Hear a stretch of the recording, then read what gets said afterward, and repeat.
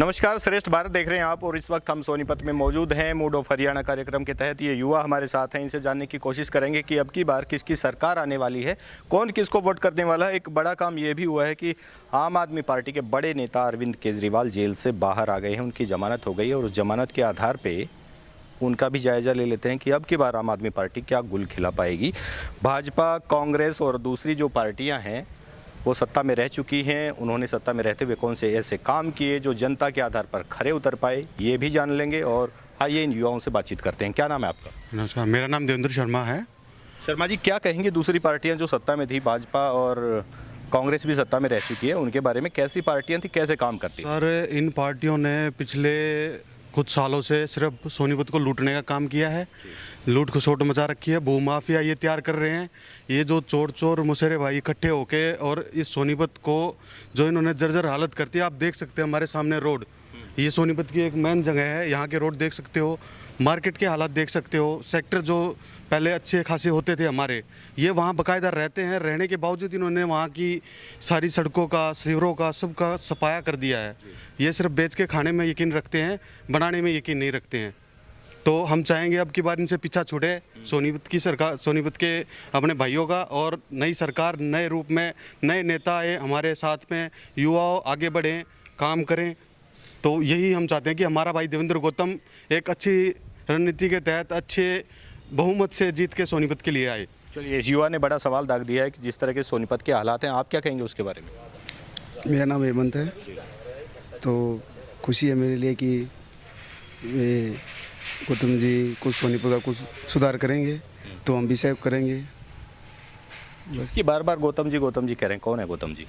देवेंद्र गौतम है, लोकसभा अध्यक्ष हैं, रह चुके हैं और अब इनको टिकट मिली है सोनीपत विधानसभा से। किस पार्टी की? आम आदमी पार्टी की। तो क्या लगता है आम आदमी पार्टी के ये कैंडिडेट जीत पाएंगे? देखो, सहयोग करेंगे और सभी लोग मिलके चलेंगे तो पक्का जीत पाएंगे। और मैं ये कहना चाहता हूँ कि मतलब आपने आज तक अमीर लोग देख लिए, अमीर लोगों को टिकट मिली है।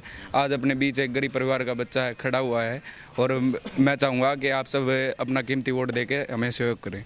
चलिए, आप क्या कहेंगे जिस तरह से बेरोजगारी का माहौल है, भाजपा और कांग्रेस दोनों सरकारें आपने देखी हैं, तो अब की बार किसकी सरकार लाना चाहेंगे? मैं अनिल शर्मा। तो मैं ये कहना चाहूँगा, दोनों पार्टियों को मौका देके देखा है। अब की बारी एक आम आदमी की सरकार में आए और हम सारे मिलके आगे बढ़े, तो देखते हैं क्या रहेगा। और हम सब सहयोग साथ हैं उनके, देखते हैं। चलिए, आप क्या कहेंगे इसके बारे में? जिस तरह से देवेंद्र गौतम है कोई लड़का, उसको टिकट मिला है आम आदमी पार्टी का, तो कितना रुझान उसका है? क्या पार्टी कुछ कर पाएगी? क्या हरियाणा में सत्ता में आ पाएगी? पूरा 100% आएगी सर। कैसे बोल सकते हैं? काम ही अच्छे करता है सर देवेंद्र भाई, बहुत अच्छे काम कर रहा है। मतलब ग्राउंड लेवल से उठा हुआ लड़का है और बहुत अच्छे काम कर रहा है। आएगी अब की बारी। आप क्या कहेंगे इसके बारे में? जिस तरह की समस्याएं आई हैं, आम जनजीवन अस्त व्यस्त हो गया, सड़कें टूटी पड़ी हैं, जन स्वास्थ्य सेवाएं बिल्कुल निचले स्तर पर चली गई हैं, तो अगर आम आदमी पार्टी हरियाणा में कोई गुल खिला सकती है तो कैसे काम किए जाएंगे? ऐसा जी, सबसे पहले आपके जो चैनल के दर्शक हैं उनको नमस्कार करता हूं। देखो, यहाँ हरियाणा की जनता ने क्या है कि बीजेपी कांग्रेस को 10-10 साल मौका दिया है। उससे पहले इन्होंने इंडियन नेशनल जो लोकदल है पार्टी, उसको भी 5 साल मौका दिया है। लेकिन हरियाणा और जो इसकी विधानसभाएं हैं उनका विकास मतलब नहीं हो पाया है। नेताओं ने यहाँ, जैसे अब हम सोनीपत में खड़े हैं तो सोनीपत की बात कर लें, ऐसे ऐसे नेता हैं जिन्होंने इसको पेरिस बनाने की बात कर दी, लेकिन सोनीपत को, सोनीपत शहर की जगह इन्होंने गांव बना दिया है। पेरिस की तो बात छोड़िए, नेता सिर्फ जो है ना, जनता को झूठे वादे करके, सिर्फ अपना एक वोट बैंक बटोर के और जो है अपनी उसी पॉलिसी में चले जाते हैं, राजावाड़ी में राजा बन जाते हैं, जनता के बीच में आते नहीं।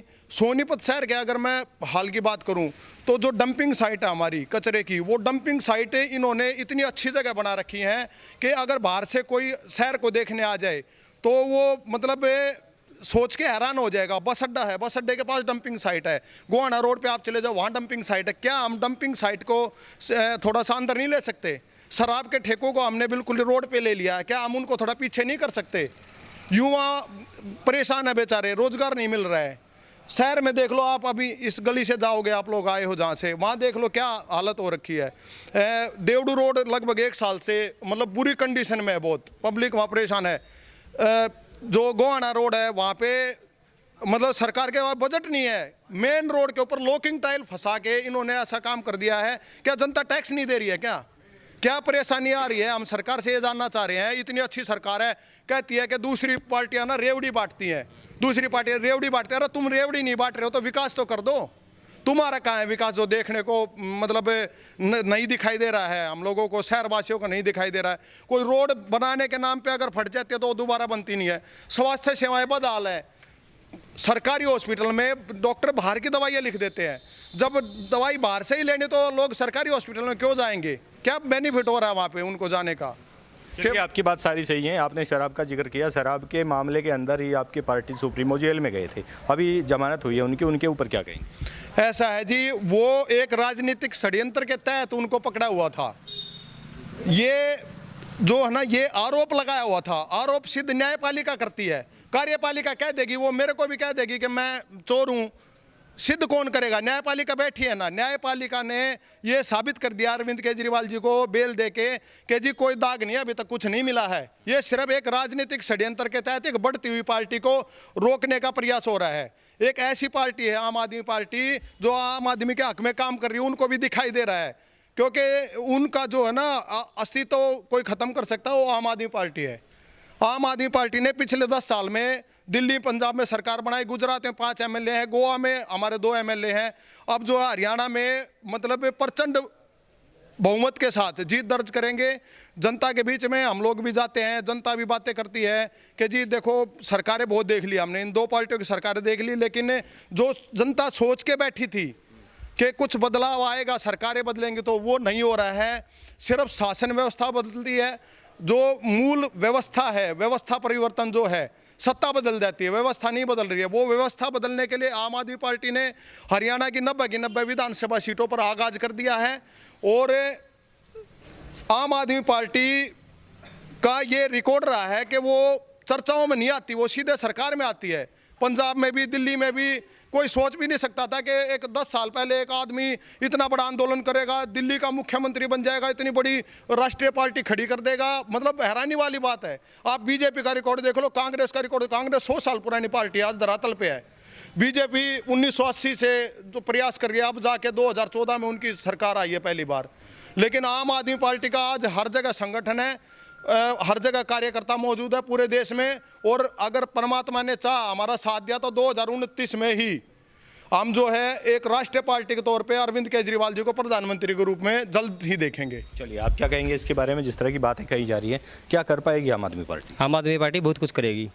ये इसलिए करेगी क्योंकि जो अपना बीजेपी पार्टी और कांग्रेस पार्टी है, उनके पास तो बहुत सारा पैसा है, वो पैसे से वोट खरीद लेगी, हर काम कर लेगी। लेकिन कुछ नहीं, ये जो आम आदमी पार्टी ये अपने सबको भरोसा दिला के चल रही है और विश्वास के तौर पे खड़ी उतरेगी। खड़ी इसलिए उतरेगी क्योंकि गरीब परिवार से लड़का उठा हुआ है, बिल्कुल ही गरीब परिवार से है, जो कि हर लेवल पे काम करता हुआ आ रहा है, हर चीज़ों को नज़रअंदाज नहीं कर रहा, उस पर गौर कर रहा है कि कहाँ सड़कें टूटी हुई हैं, कहाँ पे क्या काम हो रहा है, कहाँ पे क्या काम नहीं हो रहा है, उस पर हर चीज़ पे गौर कर रहा है। उसको लेके नीचे से लेके चलेगा और ऊपर तक लेके जाएगा। चलिए, आप क्या कहेंगे इसके बारे में? जिस तरह से बातें उठ रही हैं कि हरियाणा में अब की बार आम आदमी पार्टी कुछ कर पाएगी, क्या कहेंगे? भाई सबसे पहले मेरा नाम तो विनोद शर्मा है। आपके दर्शकों को मैं नमस्कार करना चाहता हूँ। भाई छोटी बात से अपने आसपास की जो गली है, सड़क है, भाई यहाँ जाकर देख लो। जो बीजेपी सरकार जो हमारी रह रही है, जो कांग्रेस जो चली गई उठ करने, कितना काम करा रखे है। सारे लोग परेशान हैं, आम जनता, आम बच्चे वगैरह स्कूल में जाए हैं, खड्डे भी रोड टूटे पड़े हैं, कितनी बहुत सारी परेशानी उठानी पड़ा है।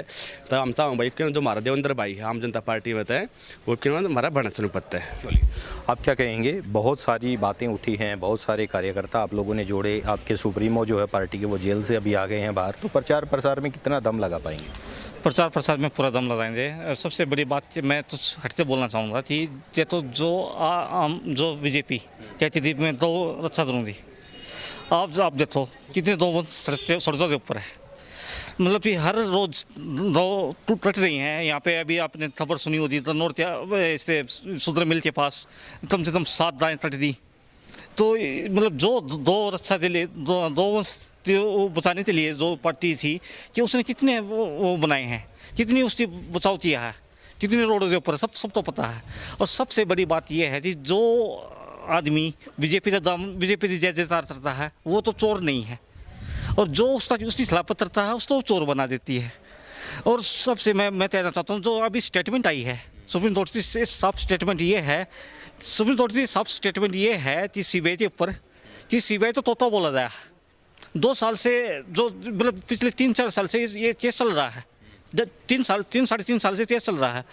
और उसमें जो अभी ईडी ने गिरफ्तारी की है कम से कम 178 दिन पहले, उसके बाद जब इन्होंने देखा थी सुप्रीम कोर्ट से जमानत मिलेगी, ठीक उसी टाइम पे सीबीआई एक्टिव हो जाती है और उसको गिरफ्तार कर लेती है। सीधी तानाशाही है किस्म से। उस तानाशाही तो अपनी कोर्ट ने एक बिल्कुल करारा जवाब दिया। करारा जवाब ये दिया कि आम आदमी है जो है, आम आदमी किसी के ऊपर इल्ज़ाम लगाते हैं तो कोर्ट तो बैठा हुआ है उस चीज़ को देखने के लिए। कोर्ट तो बैठा हुआ है, चोर तो आप चोर किसी तो बोल सकते हो, लेकिन उस चोर तो साबित करोगे, उस चीज़ जो इल्ज़ाम लगा उसको साबित करना पड़ेगा ना। बिल्कुल सही बात कही है इस युवा ने। आप क्या कहेंगे इसके बारे में? जिस तरह से भाई ने बताया कि चोरी साबित करना बड़ा काम होता है और कोर्ट का वो काम है, न्यायपालिका का वो काम है, तो आप क्या कहेंगे? अब आप देखो 145 दिन अरविंद केजरीवाल को जेल में रखा बिना मतलब के, सुप्रीम कोर्ट ने उनको बाइज्जत बरी कर दिया। और हमारे मनीष सिसोदिया जी जो अरविंद केजरीवाल जी के सबसे बड़े सिपाही है, उनको भी सुप्रीम कोर्ट ने फ्री कर दिया। आप ये देख सकते हो कि किस तरीके से भाजपा बीजेपी तानाशाही मचा रही है, आप समझ सकते हो खुद ही। आप क्या कहेंगे? जिस तरह की बातें हुई हैं, कहा जा रहा है कि आपके डिप्टी सीएम दिल्ली के बोल रहे हैं कि ईडी और दूसरी टीम है जो जांच एजेंसियां सीबीआई है, उनको तोता मैना का नाम देते हैं। तो ऐसे में जांच एजेंसियों को तोता मैना कहना और खुद जेल से अभी बाहर आना और अभी फिर से जेल जाने का डर कहीं सताएगा, ये भी तो हो सकता है। नहीं, हमें जो है ना न्यायपालिका पर पूरा भरोसा है। और जो न्यायपालिका जो है पूरी जांच जो करिए। देखो अब अरविंद केजरीवाल के ऊपर जो आरोप लगाए थे उनके ऊपर कोई भी सबूत नहीं मिला ईडी सीबीआई को, जो के खिलाफ थे, बिल्कुल कह रहे थे कि भाई इनके खिलाफ सबूत हैं, गवाह हैं, तो उनके पक्ष में कोई भी सबूत नहीं मिला, इसलिए अरविंद केजरीवाल जी को जमानत दे दी गई है। तो ये जो तोता मैना जो कही गई है, ये इस बात बिल्कुल सही है, अरविंद केजरीवाल जी सही कह रहे हैं, क्योंकि वो जो ईडी और जो सीबीआई है वो जो है कहीं ना कहीं भाजपा की कहने पर ये कार्रवाई कर रही है। जिन युवाओं से हमने बातचीत की उन्होंने ये साबित कर दिया है कि कहीं ना कहीं द्वेषपूर्ण कार्रवाई की जा रही है, लेकिन देखना अब ये होगा कि आम आदमी पार्टी हरियाणा में क्या गुल खिला पाएगी। आप देखते रहिए श्रेष्ठ भारत। श्रेष्ठ हरियाणा पर खबरों से जुड़े रहने के लिए चैनल को लाइक और सब्सक्राइब जरूर करें। बेल आइकन दबाएं और देखते रहें श्रेष्ठ हरियाणा।